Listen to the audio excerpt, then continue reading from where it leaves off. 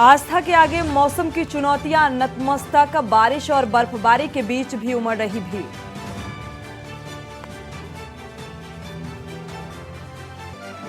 और अगले 2 दिन बिगड़ा रहेगा मौसम का मिजाज। 5 जिलों में तेज बारिश और बर्फबारी का येलो अलर्ट।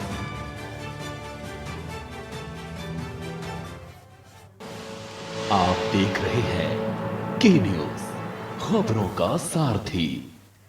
नमस्कार, आप देख रहे हैं के न्यूज। मैं हूं आपके साथ सोनी चौहान। खबरों की शुरुआत करते हैं देहरादून से। बड़ी खबर, जोशीमठ में भू धसाव को लेकर सर्वे पूरा हुआ है।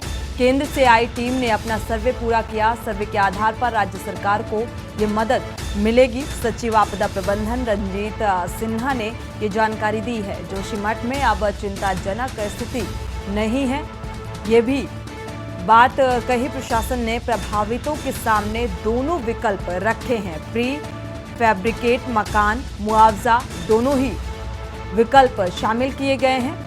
आपात स्थिति के मद्देनजर एक टीम गठित की गई। केंद्रीय टीम जल्द ही अपना रिपोर्ट सौंपेगी।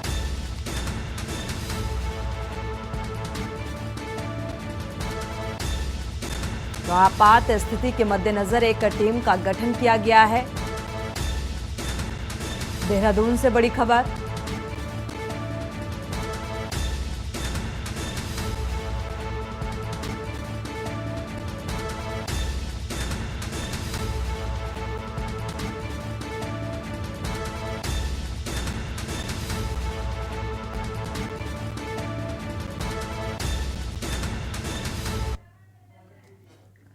देहरादून से बड़ी खबर, सीएम पुष्कर सिंह धामी ने ट्वीट किया है। कांग्रेस अध्यक्ष खड़गे के बयान पर पलटवार किया है। ये परिवारवाद और अहंकार से ग्रसित पार्टी है, तो ये कहा है ट्वीट के जरिए। उत्तराखंड के सीएम पुष्कर सिंह धामी ने कांग्रेस की विचारधारा को परिलक्षित करता है। ये जनता द्वारा नकारे जाने की बौखलाहट है, तो ये ट्वीट के जरिए निशाना साधा है। कांग्रेस अध्यक्ष द्वारा भारत के यशस्वी प्रधानमंत्री श्री नरेंद्र मोदी जी के बारे में बोला गया अपशब्द परिवारवाद और अहंकार से ग्रसित पार्टी की विचारधारा को परिलक्षित करता है।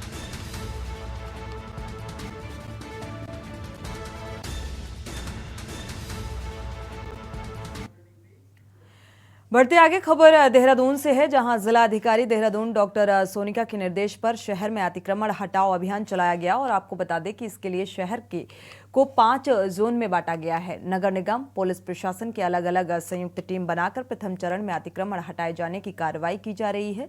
जिला प्रशासन की 5 टीमों द्वारा अपने जोन में कुल 46 स्थानों से अतिक्रमण हटाए जाने की कार्रवाई की गई, जिसके तहत नगर निगम देहरादून द्वारा कुल 97 चालान करते हुए लगभग धनराशि रुपए 2,19,000 अर्थदंड वसूला गया है।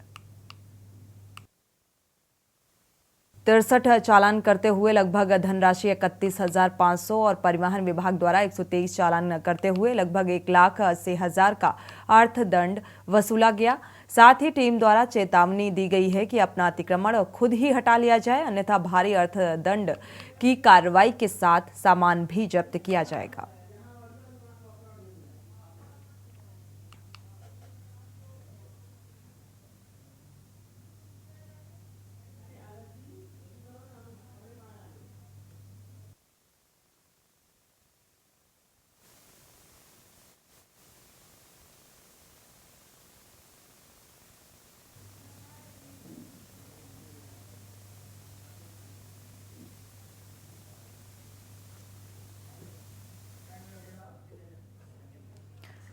उत्तराखंड की खबरों का रुख करेंगे। सीधे रुख करते हैं लखीमपुर का, जहां पर सीएम योगी आदित्यनाथ चुनावी जनसभा को संबोधित कर रहे हैं।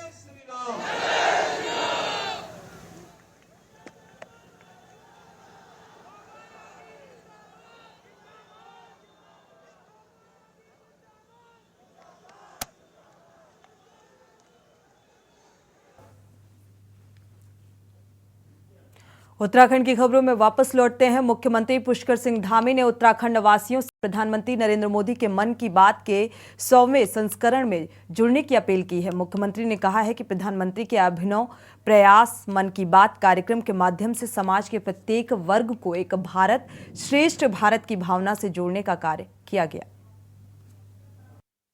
नमस्कार। जैसा कि हम सबको विदित है कि माननीय प्रधानमंत्री श्री नरेंद्र मोदी जी आगामी 30 अप्रैल को मन की बात की 100वीं कड़ी के माध्यम से देशवासियों को संबोधित कर अपने विचारों को साझा करेंगे। प्रधानमंत्री जी के मन की बात कार्यक्रम के 99 अंक विभिन्न आयामों को समेटते हुए हमारे लिए शिक्षा, जागरूकता, पर्यावरण संरक्षण, महिला सशक्तिकरण के साथ साथ राष्ट्र के समग्र विकास सहित कई संदेशों से ओतप्रोत रहे हैं। इस कार्यक्रम में माननीय प्रधानमंत्री श्री नरेंद्र मोदी जी ने जमीनी स्तर पर मानव सेवा में जुटे अनेकों विभूतियों के विशिष्ट कार्यों को सराहा और उन्हें नई पहचान भी दी। मेरा आप सभी से निवेदन है कि आप आगामी 30 अप्रैल को मन की बात कार्यक्रम की 100वीं कड़ी में माननीय प्रधानमंत्री श्री नरेंद्र मोदी जी के उत्तम विचारों को सुनें और लोगों को भी कार्यक्रम में सुनने के लिए प्रेरित करें। धन्यवाद। रुक करते हैं अगली खबर का। उत्तराखंड स्वास्थ्य विभाग ने चारधाम यात्रा पर आने वाले श्रद्धालुओं के लिए 9 भाषाओं में स्वास्थ्य सलाह जारी की है और विभाग ने हिंदी और इंग्लिश के अलावा 7 और भाषाएं जिसमें बंगाली, गुजराती, तमिल, तेलुगु, मलयालम, कन्नड़ और उड़िया भाषा में भी एसओपी जारी की है, जिससे अन्य राज्यों से आने वाले श्रद्धालुओं को उनकी भाषा में स्वास्थ्य संबंधी गाइडलाइंस मिल सके। साथ ही उनको इससे गाइडलाइन पूरी तरह से भी समझ आ जाएगा और स्वास्थ्य सचिव डॉक्टर राजेश कुमार ने सभी यात्रियों को एसओपी का पालन करने की भी अपील की है। देखिए, चारधाम यात्रा पूरे देश में जितने भी हमारे पिलग्रिम्स हैं, यात्रीगण हैं, पूरे देश से आते हैं और कभी कभार ये देखने को मिला है कि जो भी हम गाइडलाइंस जारी करते हैं, हेल्थ रिलेटेड एसओपीज जारी करते हैं, कभी कभार इंफॉर्मेशन का अभाव रहता है क्योंकि वो उनके लोकल लैंग्वेज में नहीं रहता। तो इसी के मद्देनजर इस बार हेल्थ डिपार्टमेंट ने ये पहल की है कि अभी फिलहाल हम लोग 7 लैंग्वेजेस में एसओपीज हम लोग जारी कर रहे हैं। आपको ज्ञात होगा कि हिंदी और इंग्लिश में हम लोगों ने ऑलरेडी एसओपीज जारी कर दिए। कालाढूंगी में परिवहन मंत्री चंदन रामदास के निधन पर स्थानीय युवाओं ने शोक व्यक्त करते हुए श्रद्धांजलि दी। मयंक गुप्ता की अध्यक्षता में स्थानीय युवाओं ने निजी रिजॉर्ट में उनके चित्र पर माल्यार्पण कर श्रद्धा सुमन अर्पित किए। श्रद्धा सुमन अर्पित करते हुए स्थानीय युवाओं ने कहा कि स्वर्गीय चंदन रामदास जी के आकस्मिक निधन से राज्य में अपूरणीय क्षति हुई है।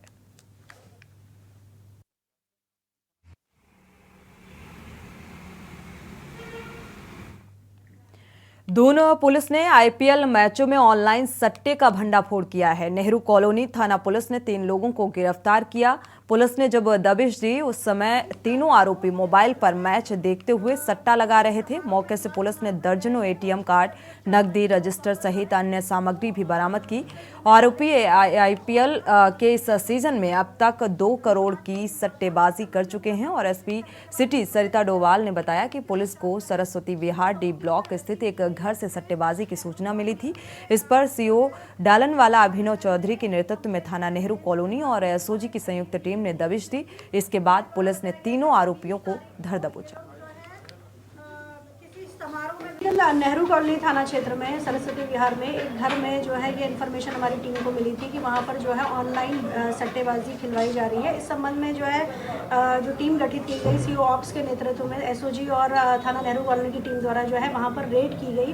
तो वहाँ पर से 3 अभियुक्तों की गिरफ्तारी हुई है जिनके द्वारा जो है ऑनलाइन सट्टा खिलवाया जाता था और इनके द्वारा बताया गया कि उनके द्वारा एक लाइव स्ट्रीमिंग की लाइन लेने के पश्चात और इस तरीके से लोगों से ऑनलाइन पैसा लगवाया जाता था सट्टे पे।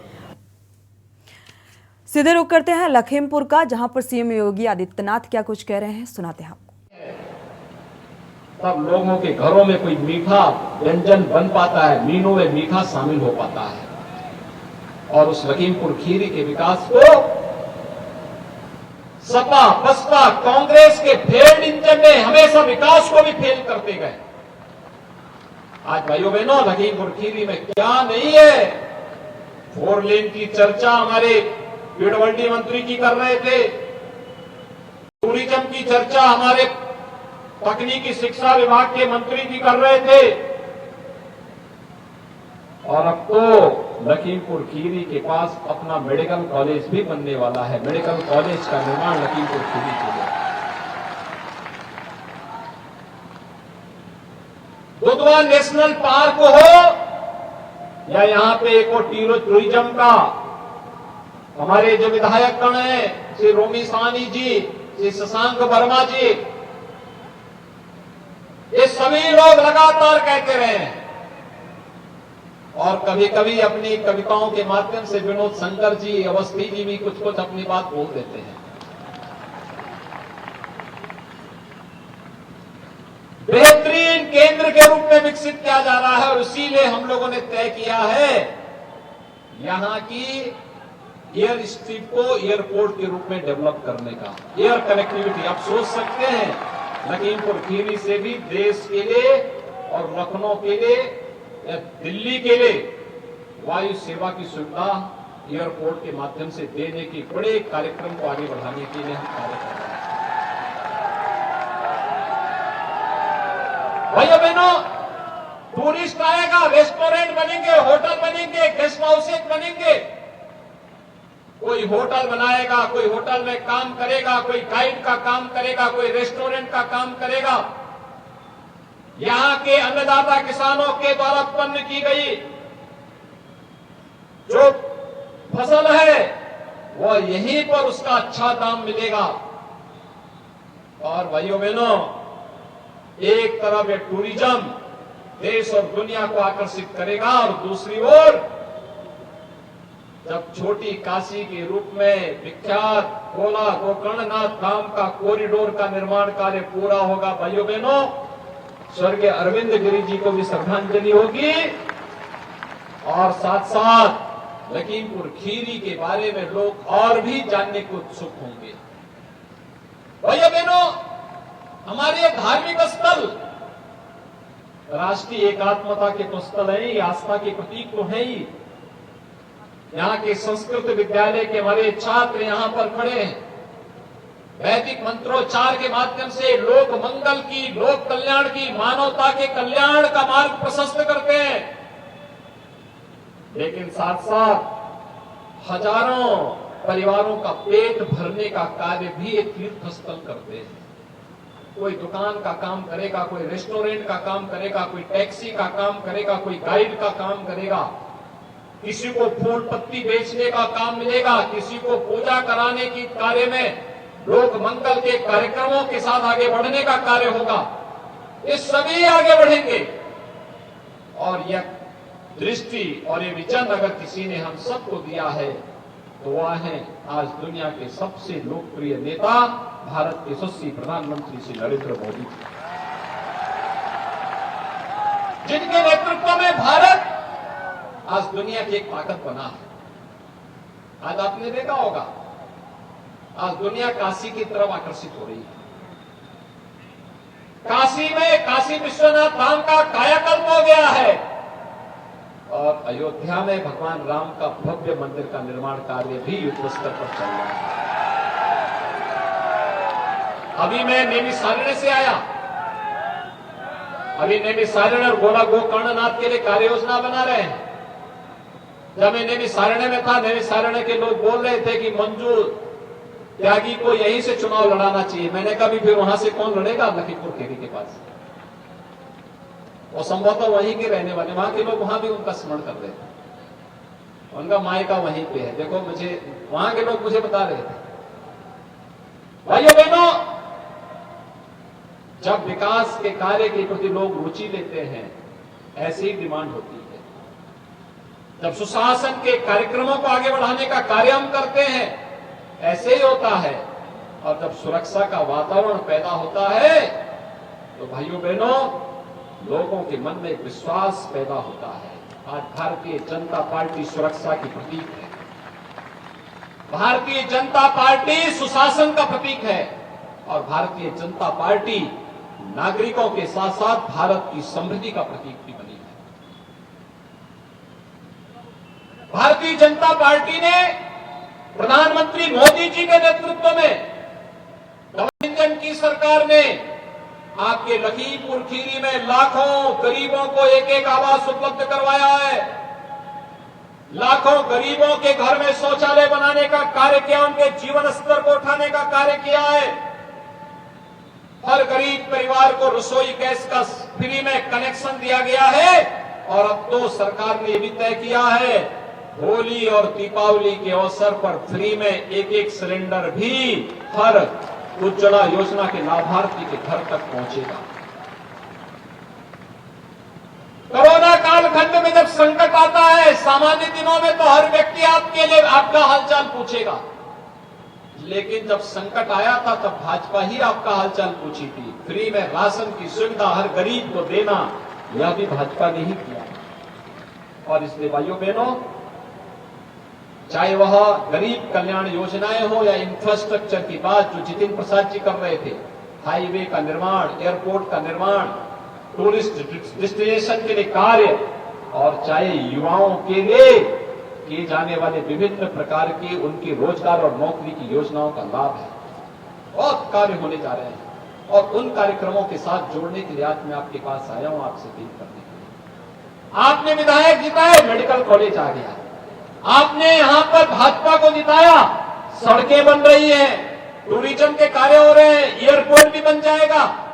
लेकिन ये गली मोहल्लों की सड़कों का निर्माण, हर घर नल की योजना का लाभ, आपको अपने सर्टिफिकेट के लिए कहीं बाहर न जाना पड़े, वही ये सुविधाएं आपको प्राप्त होंगी। इसके लिए तो नगर निकाय में भी तीसरा इंजन लगना ही चाहिए, और तीसरे इंजन के लिए ही भाजपा के समर्थन में आपसे अपील करने के लिए मैं आया हूं। भाइयों बहनों, उसी की अपील करने के लिए आज मैं आपके पास आया हूं। और इसलिए इससे पहले कि इंद्र भगवान की कृपा हो, मैं आप सबसे अपील करूंगा कि भारतीय जनता पार्टी ने यहां पर श्रीमती पुष्पा सिंह जी को लखीमपुर खीरी से, श्री विजय शुक्ला रिंकू को गोला गोकर्णनाथ से, संदीप मल्होत्रा को नगर पालिका मोहम्मदी से, केबी गुप्ता को पलिया से, शंभू चौरसिया को धोरारा से, बद्री प्रसाद मौर्य को निघासन से, उत्तम मिश्रा को सिंगाही से, श्रीमती राजकुमारी अग्रवाल को हीरा से,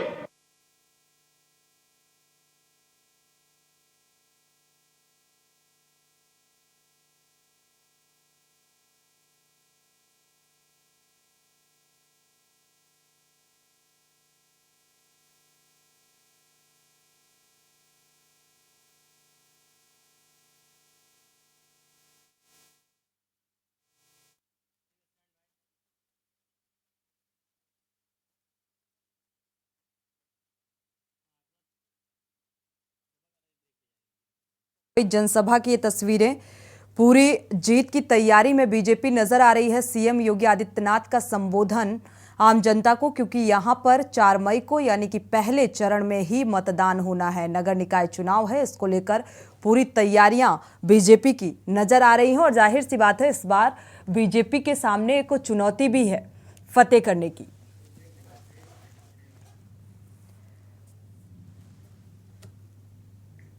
यहां रुकेंगे एक छोटे से ब्रेक के लिए, लौटेंगे जल्द। आप देख रहे हैं के न्यूज, खबरों का सारथी। धाम यात्रा शुरू हुए अभी महज 5 दिन ही हुए हैं, लेकिन अभी तक 8 तीर्थ यात्रियों की मौत हो चुकी है और सबसे अधिक केदारनाथ धाम में अभी 4 श्रद्धालुओं की मौत हुई। इसके बाद 22 अप्रैल को यमुनोत्री धाम के कपाट खुलने के बाद भी अभी तक 3 श्रद्धालुओं की मौत हो चुकी है और जबकि गंगोत्री धाम की अगर बात की जाए तो श्रद्धालुओं को अपनी जान गंवानी पड़ रही है। जानकारी के अनुसार ज्यादातर मौतें हृदय संबंधी समस्याओं के कारण हुई। विपक्ष ने सत्ता पक्ष पर आरोप लगाया है कि सरकार ने 4 धाम यात्रा के लिए कोई तैयारी नहीं की है, सरकार सिर्फ हवाई बातें कर रही है।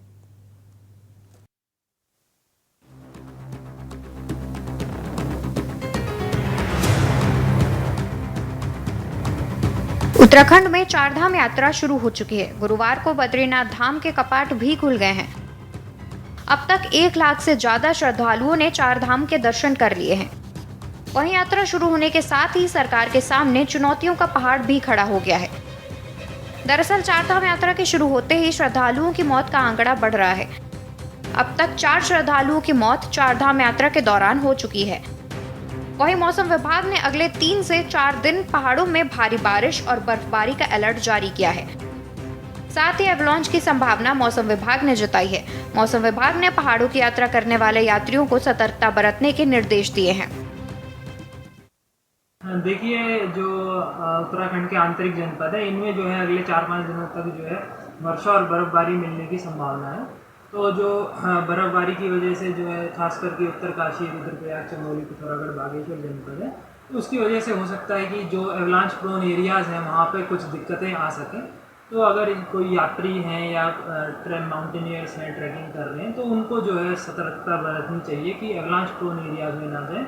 और ये एक्टिविटी जो है आगे जो है 4-5 दिन तक पहाड़ों में खास करके चलने वाली है।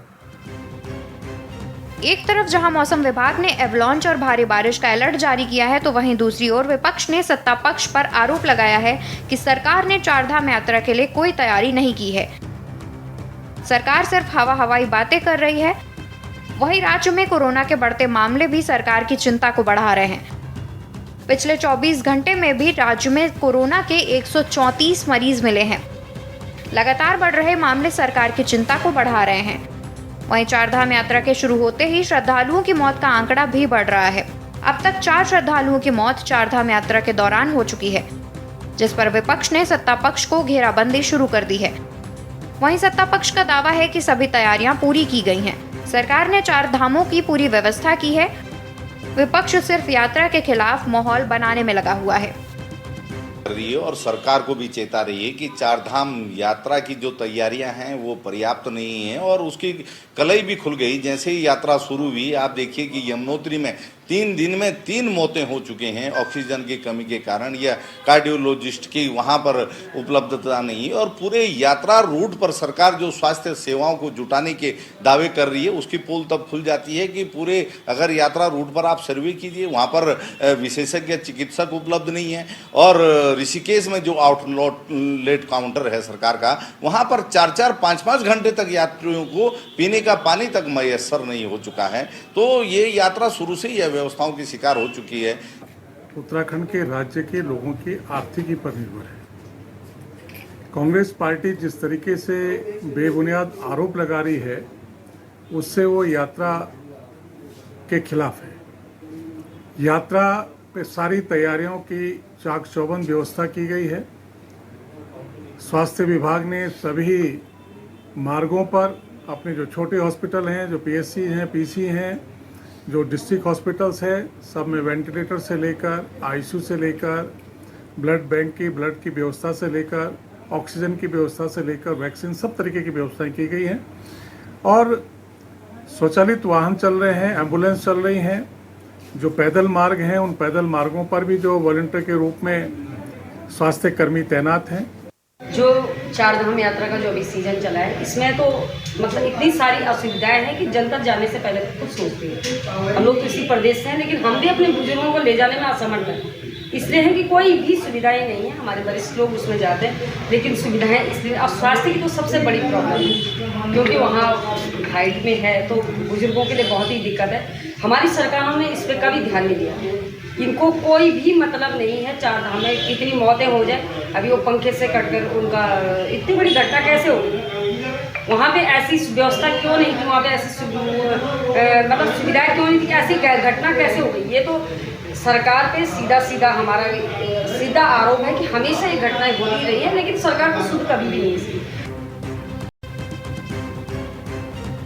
कुल मिलाकर चारधाम यात्रा के शुरू होते ही सरकार के सामने कई चुनौतियों का पहाड़ खड़ा हो गया है। एक तरफ यात्रियों की बढ़ती संख्या, तो दूसरी तरफ कोरोना और श्रद्धालुओं की बढ़ती मौत के आंकड़े ने सरकार की चिंता को बढ़ा रखा है। ऐसे में आगे सरकार कैसे चारधाम यात्रा को संचालित करेगी, इस पर सभी की निगाहें बनी रहेंगी।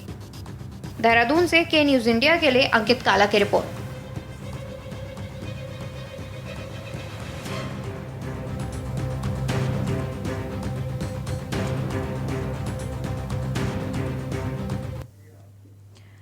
विपक्ष के आरोपों के बीच सवाल बड़ा है कि आखिर कैसे होगी सकुशल चारधाम यात्रा। इसी के साथ उत्तराखंड में फिलहाल बस इतना ही। आगे खबरों के लिए आप देखते रहिए के न्यूज इंडिया। आप देख रहे हैं के न्यूज, खबरों का सारथी।